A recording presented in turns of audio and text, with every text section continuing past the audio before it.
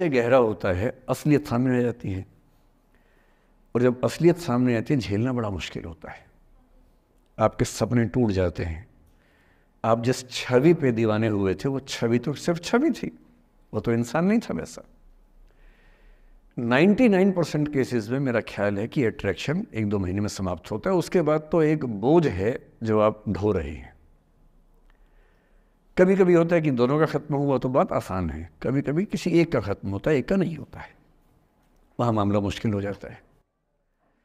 तो ऐसा हो सकता है आपके जीवन में कि दूसरा साथी आपका ये कहे कि भैया देखो, मैं तुम्हारे साथ कुछ महीने से हूँ पर मुझे अब अच्छा नहीं लग रहा, मैं ब्रेकअप करना चाहता हूँ। मैं आपसे ये निवेदन करूंगा कि ये मान के मत चलना कि उसने आपको धोखा दिया है, क्योंकि बच्चे तुरंत उस मुद्रा में आते हैं, अच्छा अब मैं कुल्हाड़ी उठा लूंगी, अब मैं तेजाब उठा लूंगा, तूने मुझे धोखा दिया है, तूने मुझे चीट किया है, you are a cheat, you are a liar, you are a पता नहीं क्या क्या। पता इंग्लिश में गालियां बड़ी सुंदर देते हैं बच्चे। मैं ये कहना चाह रहा हूं कि इस बात की संभावना मान के चलिए कि हो सकता है कि आपके साथ 2 महीने रहने के बाद सच में उसको ये लग जाए कि आपके साथ ट्यूनिंग ठीक नहीं है, या आपको लग जाए कि आपकी ट्यूनिंग उस व्यक्ति के साथ ठीक नहीं है।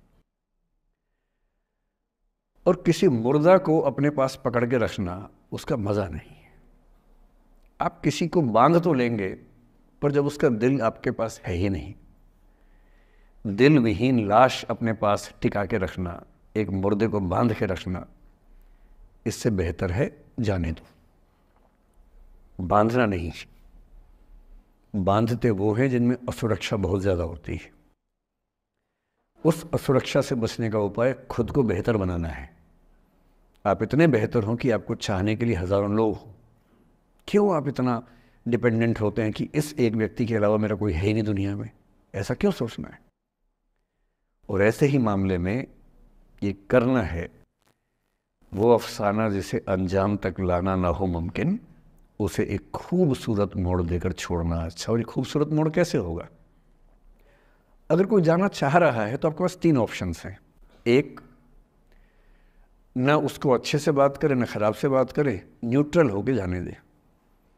एक, उसको धमकी दे, बर्बाद कर दूंगा, छोड़ूंगा नहीं, तो निकल के देख घर से, तेरे एड्रेस पता करवा लूंगा, मेरे साथ 50 दोस्त हैं, मेरे सारे आवारा हैं, सारे बेरोजगार हैं, सारे कुंठित लोग हैं, सारे गुंडे मवाली हैं, उनका धंधा यही है, तेरे पीछे छोड़ दूंगा सबको। एक ही तरीका है।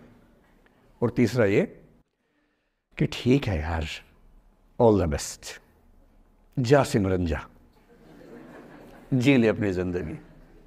अरे ठीक है, हो सकता है मैं तुझे ठीक नहीं लगा, कोई बात नहीं, लेकिन किसी से मिलो तो बढ़िया से मिलना, तेरी ज़िंदगी अच्छी हो, मैं भी ढूंढ लूँगा किसी न किसी को, थोड़ी हेल्प कर दियो, कहीं इंट्रो करवा दियो मेरी भी, लेकिन ठीक है तू भी जा। ये होता है खूबसूरत मोड़ देकर छोड़ना अच्छा। चिपकू नहीं बनना है किसी के पीछे, ना बोरा जाना है कि तुम जाओ, मैं तो दीवाना, स्थाई दीवाना हूँ तुम्हारा। कोई जब तुम्हारा हृदय तोड़ दे, तड़पता हुआ जब तुम्हें छोड़ दे, तब तुम मेरे पास आना प्रिय, मेरा दर खुला है, खुला ही रहेगा तुम्हारे लिए। वाह! पहले के ज़माने में बेरोज़गारी का ये लक्षण था। हम जब छोटे थे ये गाने सुनते थे, हम ये सुन के बड़े हुए कि ऐसे ही करना पड़ता है शायद प्रेम में। तो हमारे स्कूल में लोगों ने इसका पैरोडी बनाई, जब कोई तुम्हारा सर फोड़ दे, तड़पता हुआ जब तुम्हें छोड़ दे, तब तुम मेरे पास आना प्रिय, ये क्लिनिक खुला है, खुला ही रहेगा तुम्हारे लिए, तो बस आ जाना। जब कोई तुमको सड़क पे छोड़ दे, गाड़ी अपनी वहाँ से मोड़ ले, तब तुम मेरे पास आना प्रिय, ये ठेला खड़ा है, खड़ा ही रहेगा तुम्हारे लिए। क्यों भाई, क्यों खड़े रहोगे? बेरोजगार हो क्या? अरे ठीक, जा सिमरन जा, जी ले, और मैं भी जा रहा हूँ जीने के लिए। ये दीवाना नहीं बनना है कि तुम मतलब मुझे ना चाहो तो कोई बात नहीं, किसी और को चाहोगी तो मुश्किल होगी। अजीब हाल है यार, तुम ठेकेदार हो कि तेरा ठेका मेरे पास है, नहीं तो किसी के पास नहीं है। अजीब हाल है। अरे ठीक है भाई, उसकी ज़िंदगी है, जीने दो उसको। क्यों किसी की ज़िंदगी में इतना हावी होने का प्रयास करना है? जब आप नहीं चाहते कि आपकी ज़िंदगी में कोई हावी हो, आप क्यों किसी की ज़िंदगी में इतने हावी होंगे?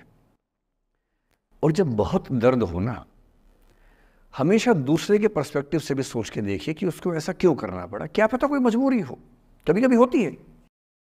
मैं बुद्ध की मजबूरी सोच के परेशान होता हूँ कई बार, और फिर मैं सोचता हूँ कि काश यशोधरा जैसा व्यक्तित्व सबका होता।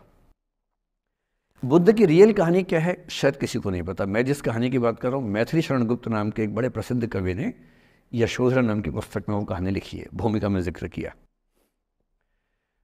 बुद्ध बचपन से ही थोड़े से वैरागी किस्म के व्यक्ति थे। उनकी कुंडली देख के एक ज्योतिषी ने बताया भी था।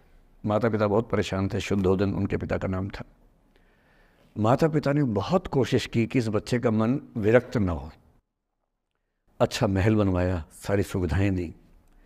जैसे ही बुद्ध थोड़े से किशोरावस्था में आए, उस समय की दुनिया की सबसे खूबसूरत महिला से, लड़की से, यशोधरा से उसकी शादी करवा दी।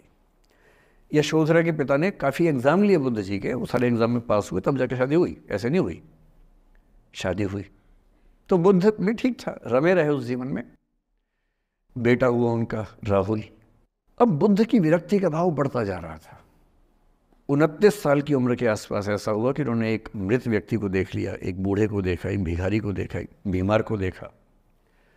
विरक्त हो गए और उनका मन हुआ घर छोड़ दूं, ज्ञान की खोज में चला जाऊं।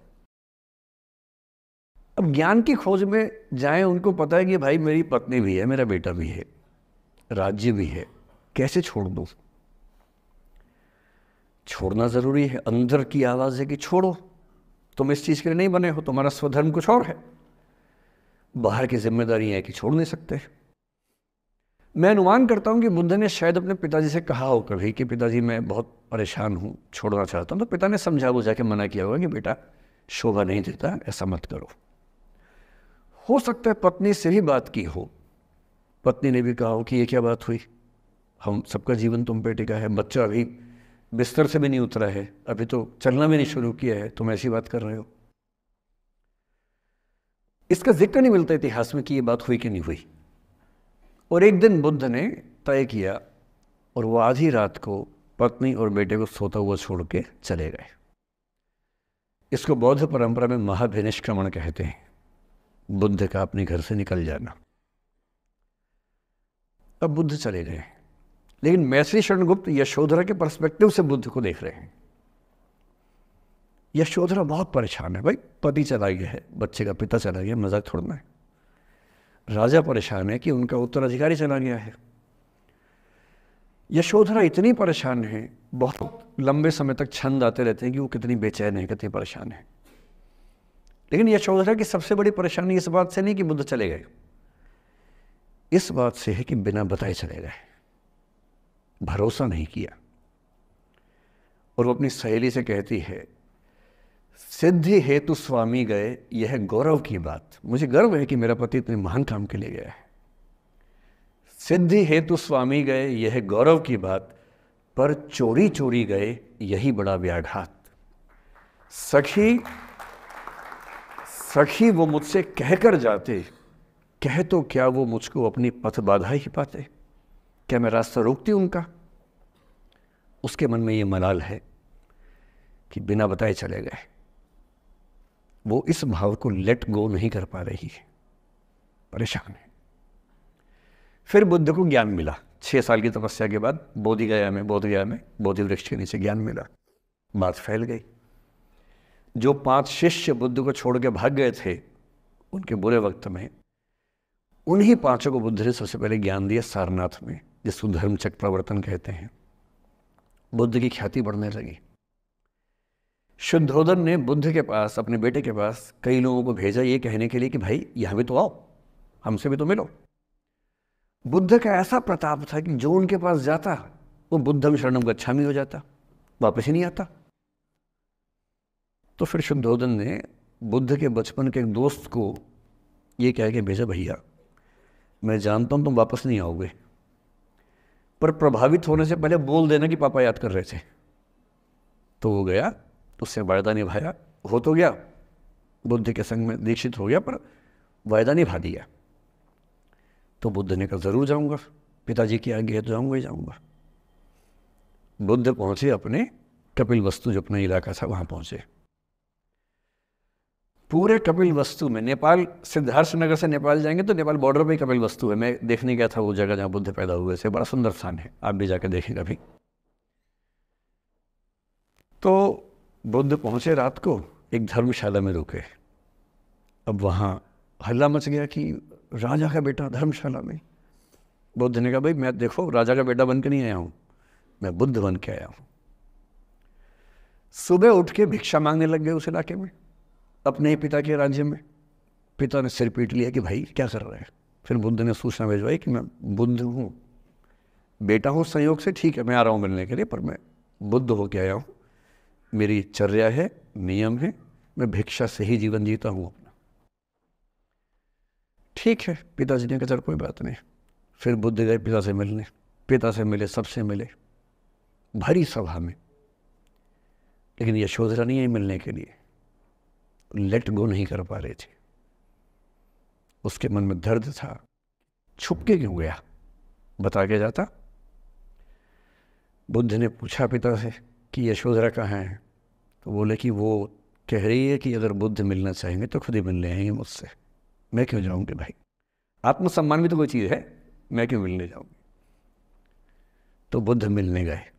सोचिए कमरे में यशोधरा बैठी है, राहुल साथ में। अब राहुल थोड़ा सा बड़ा हो गया है, 6-7 साल का है। बुद्ध गए हैं। अब आपके मन में आ रहा है कि बुद्ध वहाँ जाके बोलेंगे सॉरी मैंने गलत किया, I hurt you, I really feel sorry. बुद्ध है वो बुद्ध, वहाँ जाके क्या बोल रहे पता है, भिक्षाम देहि, भिक्षा दो। और यशोधरा कितनी महान महिला रही होगी, उसने अपने बेटे का हाथ बाप के हाथ में दे दिया। लेट गो का इससे महान उदाहरण दुनिया के इतिहास में नहीं है कि चलो आखिर तुमने आके झुक के कुछ मांगा तो सही। उसकी जितनी ईगो थी, अहंकार था, सब विगलित हो गया। और जो औरत परेशान थी कि मुझसे बिना बताए गया, उसने अपने बेटे को दे दिया कि इसको लेके जाओ।